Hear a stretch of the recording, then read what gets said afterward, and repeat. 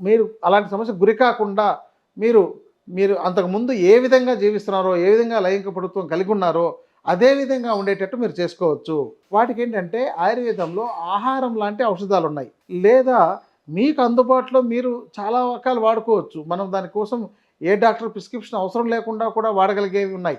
ఇప్పుడు పల్లేరు కాయలు మన ఆహార పదార్థాల్లో ఆకుకూరగా కూడా పల్లేరు ఆకుని చాలా ప్రాంతాల్లో వండుకుంటారు.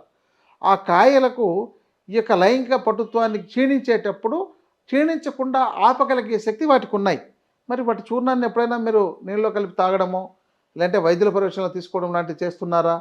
అసలు అవి స్పెర్మ్ కౌంట్‌ని కూడా ఇంప్రూవ్ చేస్తుంది. వీర్యకణాలని అంటే శుక్రకణాలను కూడా ఇంప్రూవ్ చేస్తుందని చెప్పని ఒక పరిశోధనలో తేలింది. అలాగే అశ్వగంధ అనేది మనకు అందుబాటులో ఈ మధ్య కొంత ప్రచారంతో అశ్వగంధ అనేది వాడుతున్నారు. బట్ ఇది కొంత వేడి చేసే గుణం ఉంటుంది కాబట్టి వీటిని పల్లేరు అనేది శీతవీర్యం కాబట్టి దీనితో సమానంగా కలిపి అంటే ఇదొక అర చెంచా చూర్ణం, ఈ అశ్వగంధ అది ఒక అర చెంచా చూర్ణం కలిపి నీళ్ళలో కానీ పాలతో కానీ తీసుకున్నా కూడా మీకు ఆ యొక్క లైంగిక శక్తి క్షీణించిపోకుండా కాపాడగలుగుతుంది.